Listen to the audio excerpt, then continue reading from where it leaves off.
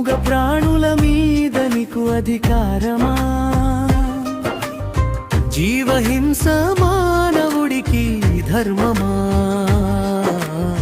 కొంచెమైనా లేదా ఇంగిత జ్ఞానము?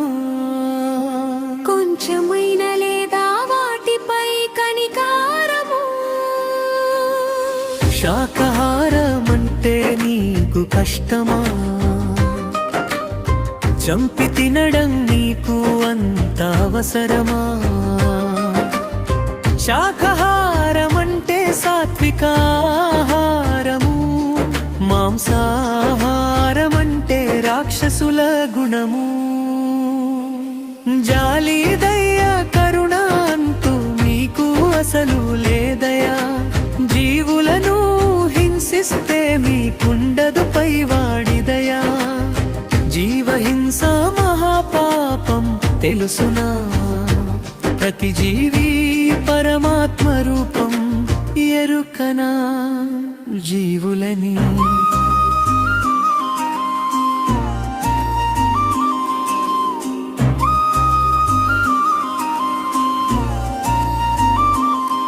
హింస అంటే పాపము, పాపం వల్లనే రోగములొచ్చును.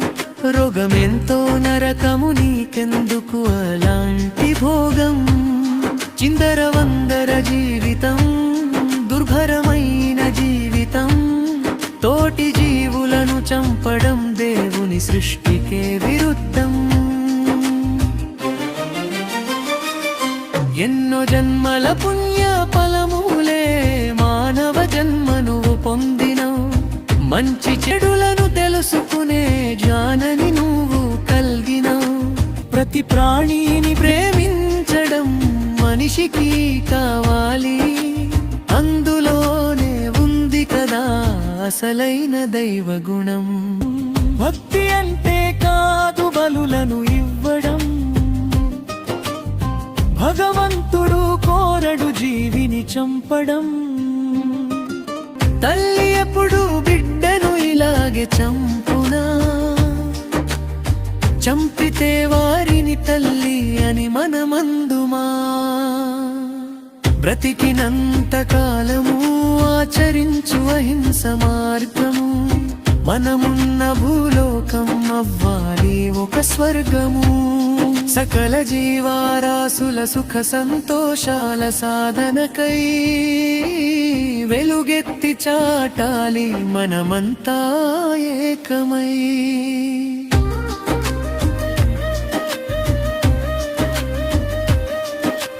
కోడి పిల్ల నీ ఒడిలో పెరిగిన నీ బిడ్డలాగానే భావించు. మేక పిల్ల కనిపించినప్పుడు మిత్రుని వాలే ఆదరించు. చేప పిల్లను చూసినప్పుడు చిరునవ్వుతో నువ్వు పలకరించు. ప్రేమకు మించిన దైవత్వం లేదని గుర్తించు. ఒకసారి ఆలోచించు మిత్రమా.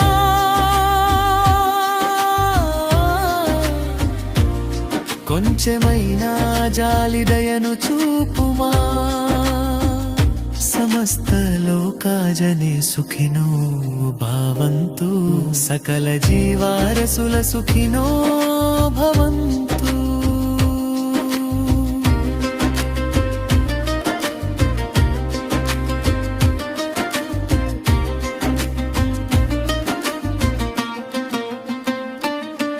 జీవులను చంపి తినడం న్యాయమా?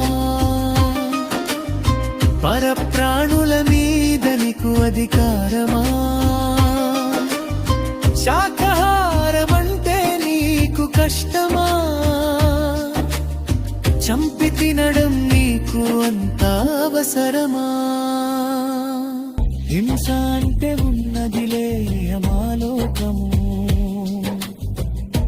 అహింసయే భూమిలో నవైకుంఠము.